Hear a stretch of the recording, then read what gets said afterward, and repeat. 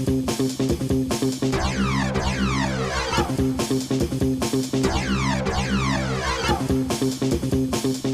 everybody, it's Johnny Two-Face here, back with another reaction video. This time reacting to Napoleon's First Campaign, Episode 3, Mantua, The Key to Italy by PMF Productions.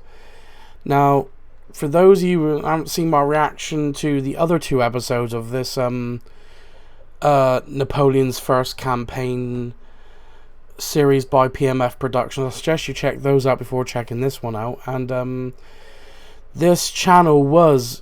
These videos were inspired by Epic History TV's version of the Napoleonic Wars. Now, again, I don't know why Epic History TV didn't put this in their series, but still, that's by the by. It's still interesting to find out, like, what happened in Napoleon's career between his victory at Toulon and his victory at Austerlitz, which is now in today's Czech Republic. Sorry, burp there. So yeah, the usual disclaimer when I react to anything historical, if I don't show so much what's considered a proper reaction, is probably obvious I don't know much about the subject at hand, and if I do know anything, I'll most likely pause the video to give my input or ask any curious questions, which hopefully will be answered in the comments below.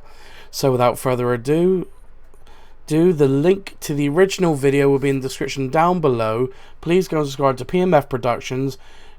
Go to their check out their channel, support them as best you can, and hopefully they'll continue to grow. So without further ado, let's get this up on the screen and let's get into this. I do love these intro screens. May 15. In little more than a month, General Napoleon Bonaparte has led his army on a lightning offensive that has swept across northern Italy. Piedmont Sardinia has been knocked out of the war. Neighboring Lombardy, for many years the center of Austrian power in Italy, is now occupied by France. Wow. And the once confident Austrian army has been repeatedly beaten and demoralized. Yep. Before continuing his which I've probably said before, correct me if I'm wrong, is Austria is being controlled by the Habsburgs. And bear in mind, this is like the very late stages of the Holy Roman Empire, which is not Roman or not in the least holy. That last part is probably wrong. Retreating Austrian army, Bonaparte allows his men 10 days to rest, as they await 9,000 reinforcements drawn from Kellerman. Bonaparte's conquest of Lombardy and extortion of its citizens allows him to pay the army in hard cash for the first time in 3 years, greatly improving their morale. However, a difficult campaign still lies ahead for the French army. Within the well-fortified citadel of Milan remains a substantial Austrian garrison, which threatens Bonaparte's control of the city. Unrest is quickly growing among the fervent Catholics of the region, who despise their godless revolutionary conquerors, especially after the onerous French demands for money and supplies begin. Despite the unrest, Bonaparte orders the advance against Austria to resume. Excuse me. However, within hours of the French departure, insurrections break out in the vital cities of Pavia and Milan, jeopardizing the tenuous hold on northern Italy and endangering the vulnerable French supply lines. Wasting little time, Bonaparte gathers Colonel Lannes's elite grenadiers and moves immediately to Pavia in order to crush the uprising. Lannes leads the assault, breaking into the town and overwhelming the insurgents, who are no match for his experienced soldiers. In order to discourage further revolts, Bonaparte makes an example of Pavia and allows the town to be sacked, sending a strong message across the countryside. Unnerved, the insurrections quickly lose momentum and disperse, for now. On the 28th of May, Bonaparte rejoins his main force as they enter Brescia and approach the new Austrian position. Led by the increasingly unpopular General Beaulieu, the Austrians are scrambling to establish a new defensive line along the Mincio River. Anchored by the fortresses of Peschiera in the north and Mantua in the south, the position seems formidable, at least in theory. However, Beaulieu's army of fewer than 30,000 men is once again spread too thin, garrisoning multiple fortresses and covering 4 possible river crossings along a 20-mile front. With characteristic energy and determination, Bonaparte... Yeah, bear in mind, if one of them is overrun, if they wanted, the French could have just like flanked round and take them out from the rear before advancing further east. Devises a plan to distract Beaulieu and take advantage of the disorganized Austrians. He orders the collection of rafts and barges along the shore of Lake Garda, intending to draw... I was about to say, I did manage to have an eye on this little French division up here towards Salo. I'm not sure how that's pronounced, but still. Beaulieu's attention away from Borghetto, where the majority of Bonaparte's army will then force its way across the Mincio River to deal one final decisive blow.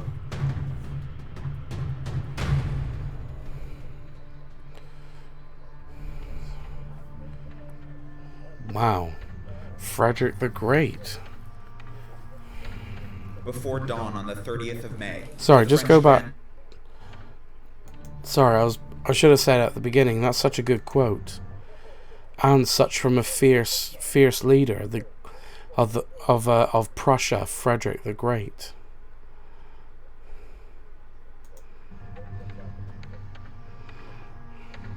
Before dawn on the 30th of May, the French vanguard marches rapidly south to Borghetto, where they are surprised to find the bridge only modestly damaged and defended by just a handful of Austrians. Beaulieu is unwell and has been totally fooled by French preparations for an attack near Lake Garda. Wow. His army, already dangerously overextended, begins to lose cohesion as it reacts to conflicting reports of French movements.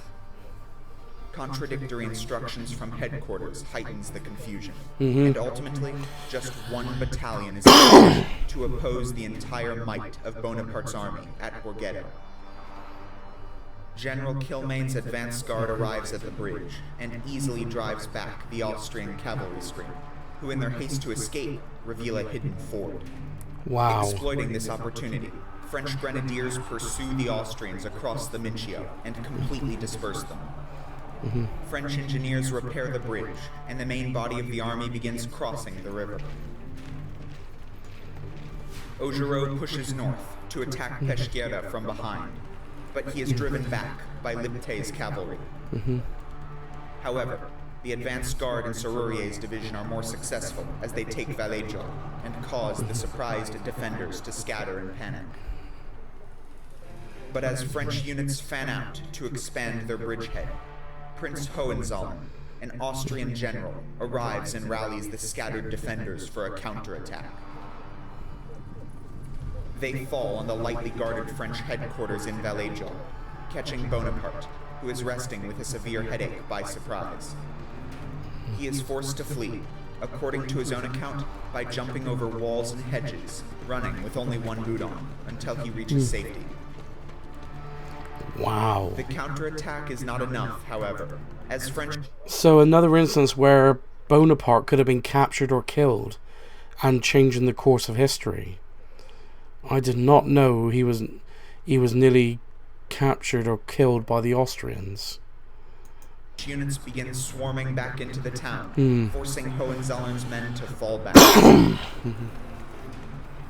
The Austrians launch further, uncoordinated assaults throughout the day, but are unable to contain the advancing French army. By late afternoon, the Austrian line is completely shattered, and Beaulieu orders a general withdrawal to the Tyrol. It seems as if the campaign is nearly over, with Beaulieu beaten, and only the citadel of Milan and the fortress of Mantua remaining in Austrian hands.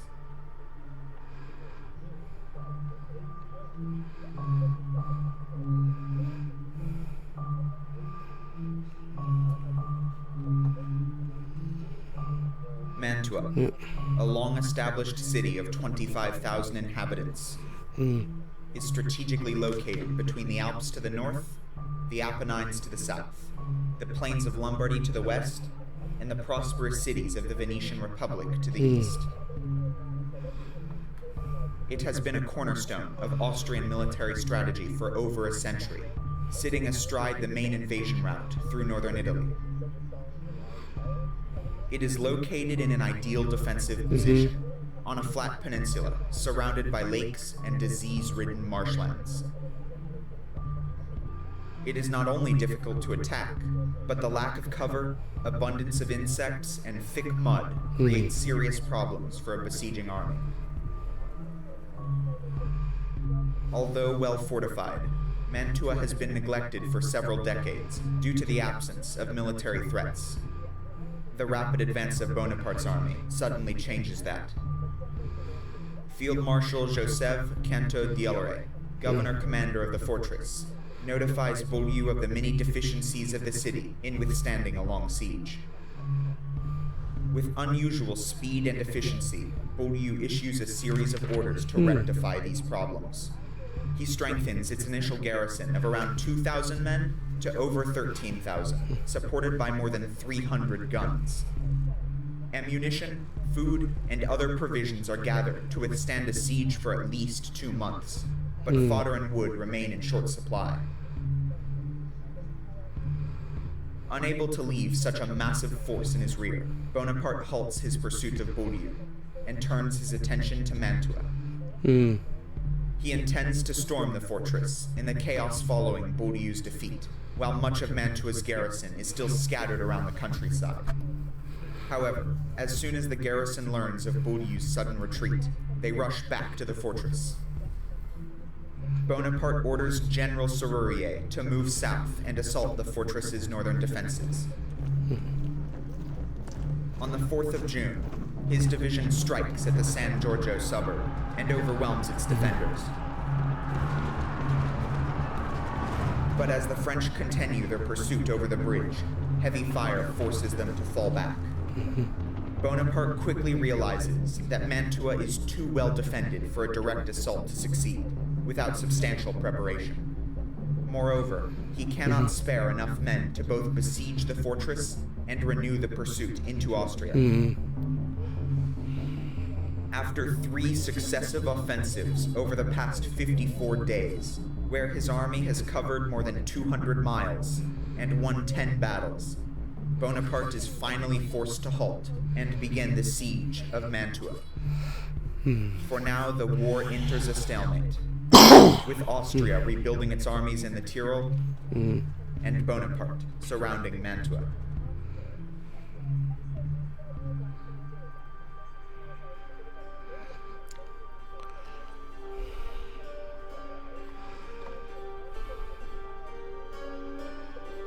Wow. As the French armies in Germany begin their campaign against Austria, Bonaparte faces a predicament. Mantua must fall for him to resume the advance, but he has no heavy siege cannons with which to bombard the city and breach its walls. Some are tied down facing the citadel of Milan, while others, being transported by sea, are captured by an ambitious British captain, Horatio Nelson. Oh, wow. Meanwhile, the Directory has been pressing Bonaparte to seize the wealth of the Papal States. Obliging this request, Bonaparte leaves the majority of his army to blockade Mantua, and joins the divisions of Augereau and Vaubois to begin a campaign into central Italy. But Bonaparte has no intention of conducting a protracted campaign. Instead, he looks for an opportunity to intimidate the weak nations of Italy into surrendering valuable resources and withdrawing support for the coalition.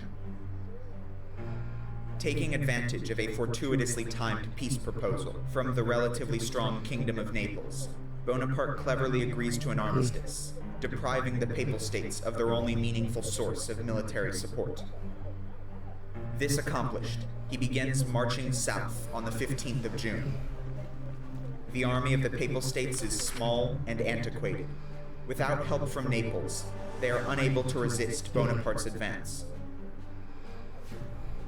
Fearful of the marauding French revolutionaries, Pope Pius VI quickly agrees to a ceasefire, just as Bonaparte intended.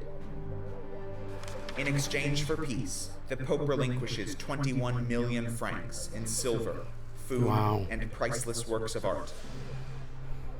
The other independent duchies of central Italy are similarly pressured into buying off the French invaders.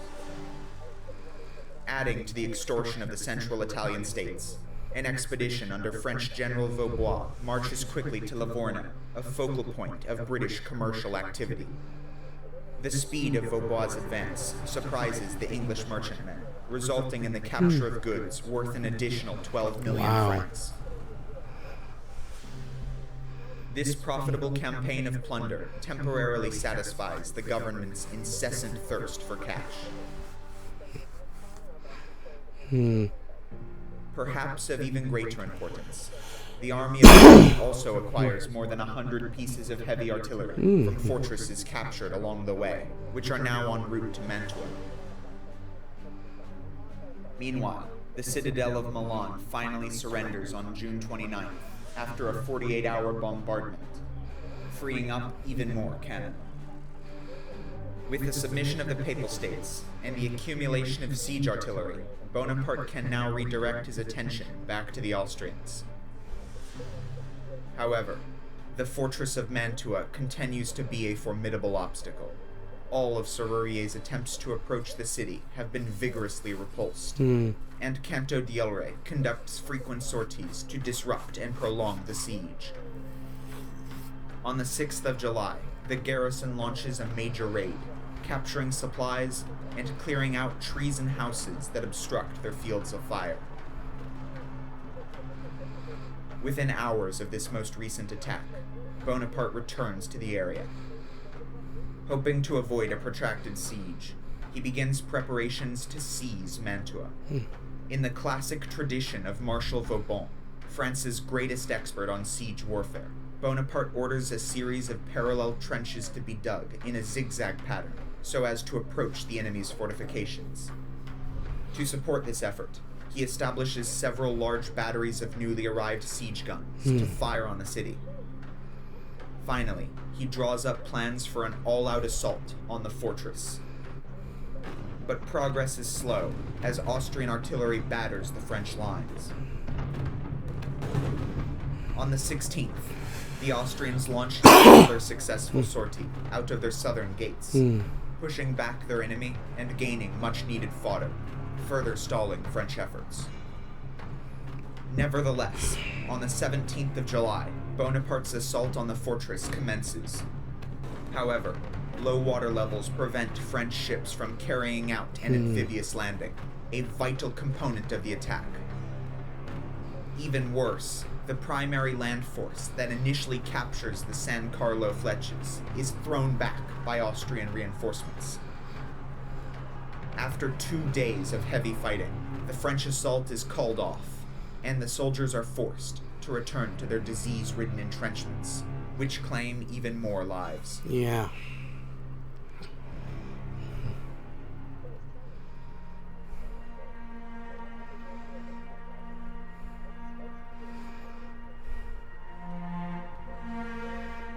Okay. Compounding Bonaparte's difficulties, reports soon arrive that the defeated Austrian army in the Tyrol has been greatly reinforced. The dispirited General Baudieu is replaced by Count von Wurmser, an experienced and aggressive commander. His revitalized army will soon launch a major counterattack. Furthermore, Bonaparte's army is dangerously overstretched, and the Directory fails to provide additional reinforcements now that its main armies in Germany have gone into action. The army of Italy will soon be heavily outnumbered, and facing the nearly impossible tasks of simultaneously besieging Mantua and confronting the Austrian field army. Bonaparte, however, refuses to fall back, and instead orders a massive bombardment of Mantua. If the garrison can be made to surrender before the Austrian field army arrives, Bonaparte could greatly improve the odds. The French heavy guns relentlessly batter Mantua. Thousands of shells rain down, setting houses ablaze and scattering its citizens. Life in the city becomes increasingly grim as buildings crumble and food grows short. In spite of this onslaught, the defenders remain defiant. A French assault on the 27th of July is repulsed, and counterfire from Austrian artillery pounds the French siege lines. By the end of July, it has become obvious that Mantua will not surrender, as the garrison receives word of Wurmser's advance to relieve the city. The situation is desperate for Bonaparte. Outnumbered and vulnerable, he is at risk of losing everything he has achieved so far. The first great crisis of the campaign has arrived. Wow.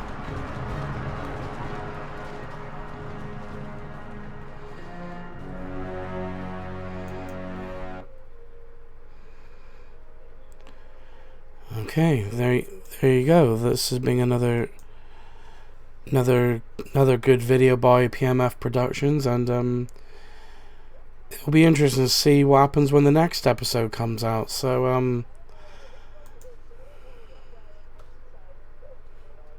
sorry, I just thought I'd just double check, make sure. So far, it'll be exciting to see when the next episode comes out. So anyway, if you like this reaction, please like, comment, and subscribe, and I'll see you in the next one.